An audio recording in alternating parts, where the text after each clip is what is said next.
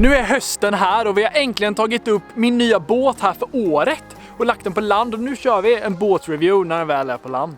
Nu för tiden så är det ju väldigt modernt att ha såna här aluminiumbåtar. Så den här båten är aluminium, men jag ska erkänna att det här är faktiskt inte min båt, utan den står här bakom oss och den är snäppet grisigare kanske.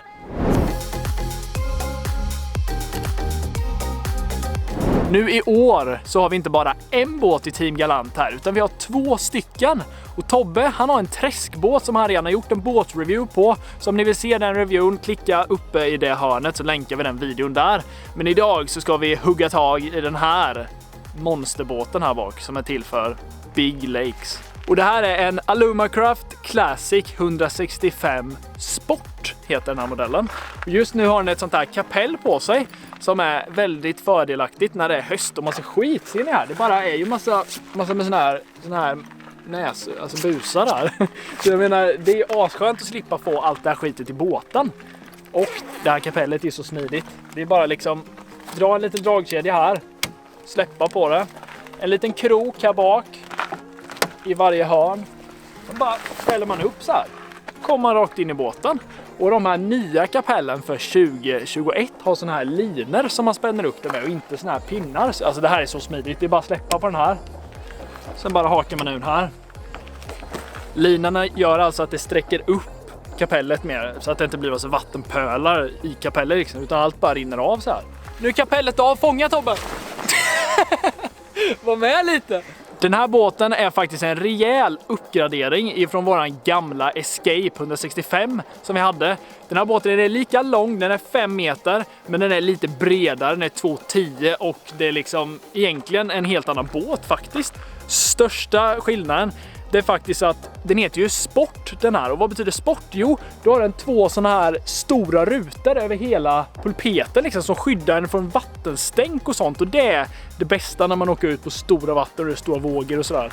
Sen har vi även de här spray railsen som är längst ner på skrovet här, som liksom stöter ut vattnet så neråt så att det inte skvätter upp. Så att det här hjälper mycket, och rutorna, man är liksom helt säker där bakom, man är snustorr hela tiden. För man ens ska komma någon vart med en båt i vattnet, då behöver man ju faktiskt en motor också. Ja, man kan ro också. Ja, fast den här båten hade inte jag velat ro, Tobbe, faktiskt. Så här sitter det en Mercury som vi kört med i alla år utan ett enda problem, alltså. Riktigt bra grejer. 60 hästas är det på den här. Den gör ungefär 28 knop i maxfart, vilket räcker gott och väl för att ta sig snabbt till platser på stora vatten, alltså. Såklart kan man ha 110-150 hästkrafter på en sån här stor båt, alltså inte just den här båten i och för sig. Den här får man ha 90 på. Fördelen med att inte ha en allt för stor motor är att man håller ner bränslekostnaderna rejält, alltså typ 5 gånger mindre bränsle i en sån här lite mindre än om man har så här 150 hästars typ.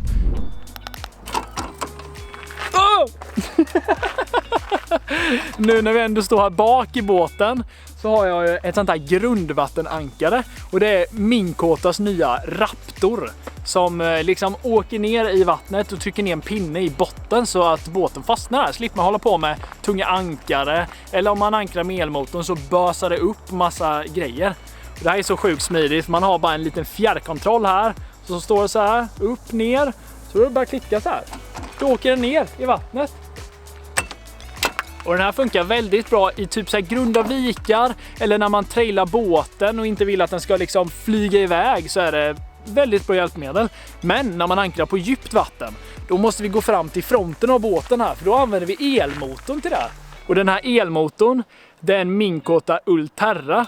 Och vad som gör Ulterran så speciell, det är att man aldrig behöver plocka upp och ner den. Jag slipper tvinga Tobbe och bara ta upp elmotorn Tobbe, vi måste åka nu, eller lägg ner elmotorn Tobbe, vi blåser iväg.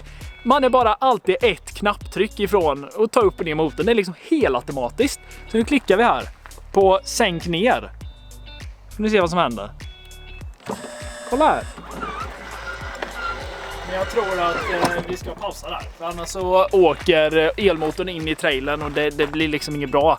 Man får vänta till man kommit i vattnet. Nu ser ni hur det funkar. Så sjukt smidigt. Så nu plockar vi upp den igen här. Så förvara bara. Ja, det här har man blivit bortskämd med. Det kommer bli svårt att byta tillbaka till en manuell elmotor sen, men det får vi ta då. Ska du ut med min båt ibland också, Edvin? Då får du öva upp det här. Aldrig, så du inte... Tobbe. Du får sköta den biten. Kaptenen är alltid den som skickar order här. Jag är kapten på den båten, så du får ta upp från och med nu. Okej, jag får vi göra det då, va? Elmotorn, den kommer med en sån här uppgraderad kontroll med en liten touchskärm på. Så det är som en liten telefon som man kan så här navigera på här. Man kan sänka upp och ner, man kan styra den, man kan ta ner raptorn och massa andra funktioner. Riktigt smidigt.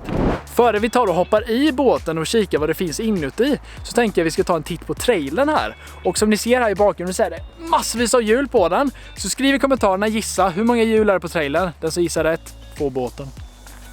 Absolut inte, skojar bara. Men ni kan skriva och gissa ändå. Trailern, det är en VDPM-trailer Black Edition som är riktigt stor, robust och stabil. Jag har aldrig haft en sån robust trailer. Alltså det känns riktigt säkert när man ligger där på motorvägarna och tar sig fram med båten. Och den är utrustad med sån här handbroms, stödhjul, en gångramp mitt under som gör att man slipper balansera och trilla i och halka när man ska koppla av öglan.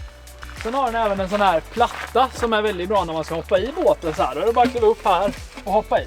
Men den här trailern är faktiskt så robust så man kan även kliva på den här skärmen. Man tror ju att det är ju bara en skärm, det kommer gå av. Men det gör det inte. Hur stabil som helst. Den är faktiskt nästan lättare att hoppa i på den. Precis som Tobbes båt så har den här boat buckle som man spänner fast den på trailern med. De är ju så smidiga. Det är bara en knapp här. Nu är den loss. Sen bara lossar man öglan här. I med båten. Likadant när man spänner. I med den. Så, nu är den fast på trailern. Så har jag 2 här bak och en där fram i öglan. Sitter den säkert här. Sen har den ingen sån här fast ljusramp som man måste hålla på och plocka av och på och typ lägga i bilen och hålla på och krångla med. Utan det här är bara en skruv här. Man skruvar upp den, lyfter ut och sen bara vrider du om lyserna så. Sen är det bara att backa ner och traila i. Vrid tillbaks, skruva fast igen. Så det var det hela på utsidan här. Så nu hoppar vi i båten. Kolla vad lätt det är här. Det är bara upp så här. Det är inte jag som är värsta Spiderman och smidig här, utan det är så lätt.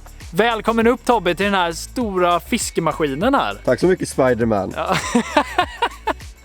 Så nu står vi här bak i båten. Vi står på kastdäcket här bak. Och vad som skiljer denna båten och vår förra Escape är att den har dubbelt så stort kastdäck här bak och lite till för den är mycket bredare. Jag ska kika här nere. Här är ett jättebrett stort kastdäck. Och varför det är så är för att den har 4 säten faktiskt. Om man drar upp här så kan du få 2 stolar till. Och mugghållare och allting. Så om man är 4 personer som åker ut och fiskar, då är det bara att fälla upp den här.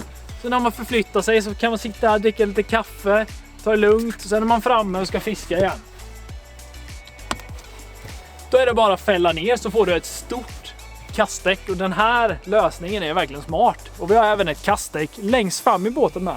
Så då tar vi och öppnar rutan här. Sen när man står här framme och kastar, då behöver man ju liksom ett ekolod att titta på. Man kan ju inte hålla på och springa bak hit och kolla på det man har vid ratten här, utan då har vi ett ekolod här framme och ett ekolod man har när man navigerar och kör vid ratten, eller när man står där bak så kan man snegla lite på det också. Då fäller vi upp kaptenstolen här och tar förarposition Tobbe, så får du hålla dig långt bort i båten här nu. Nu blir det åka av. Lyssna nu. Tuta! Det kan vara skitbra när man åker så här och så bara är det någon ute i vattnet där man vill ska flytta på, så det är bara tuta så alla bara åker bort, så kan man bara köra. Som ekolod så kör jag med Humminbird i den här båten. Och här bak vid ratten här har jag ett Humminbird Solix 10.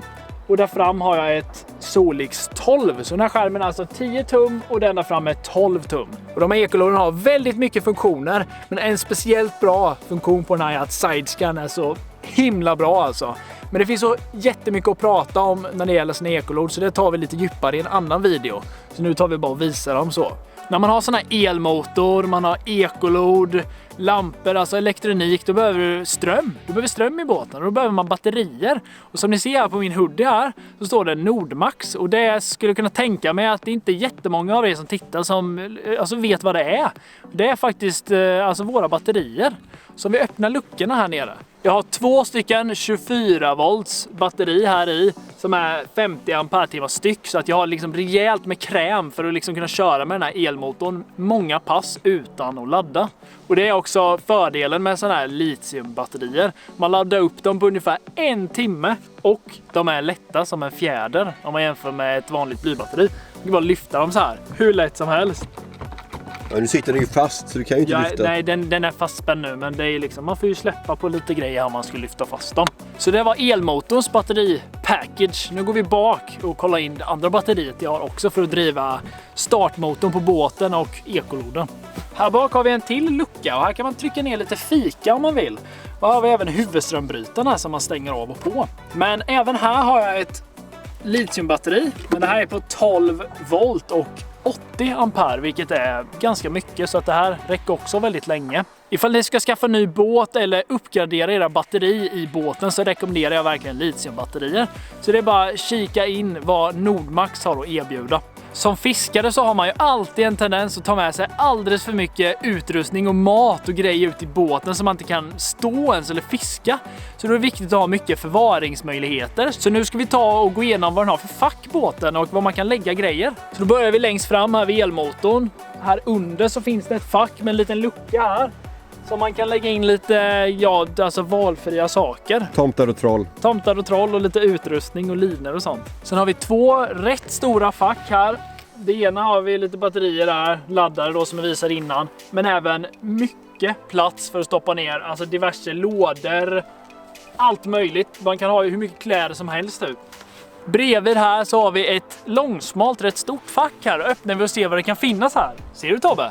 Ja, det är vitt. En stor livewell som, alltså vare sig man vill ha med sig en iskall dricka om det är kallt i vattnet eller sumpa fisk, betesfisk, så är det bara att plugga i där och fylla upp den. Alltså den här livewellen är på många liter så du kan faktiskt ha rätt stora fiskar där i om du skulle vilja. Bakom pulpeterna så gömmer det sig ett litet handskfack där man kan ha våg, måttband, nycklar, typ mobilladdare, laddare till fjärrkontrollen, så här grejer man inte vill att det ska bli blött och vill hålla lite säkert. Det lägger man här i.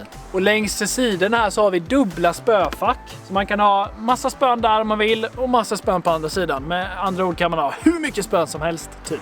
Så nu är det dags för sista facket här. Det är så tråkigt. Det finns bara ett fack till. Här är det förvaring för, ja, det är klart alltså, jag behöver inte säga vad ni ska stoppa i era fack liksom, men vad ni har med er alltså. Det kan ju vara mat eller liksom lådor. Jag själv har en laddkabel här för tillfället. Vad som är viktigt att inte glömma av när man har skaffat en ny båt, det är ju en försäkring. För om olyckan skulle vara framme, då vill du inte stå där utan försäkring, utan man vill ha grejerna försäkrade.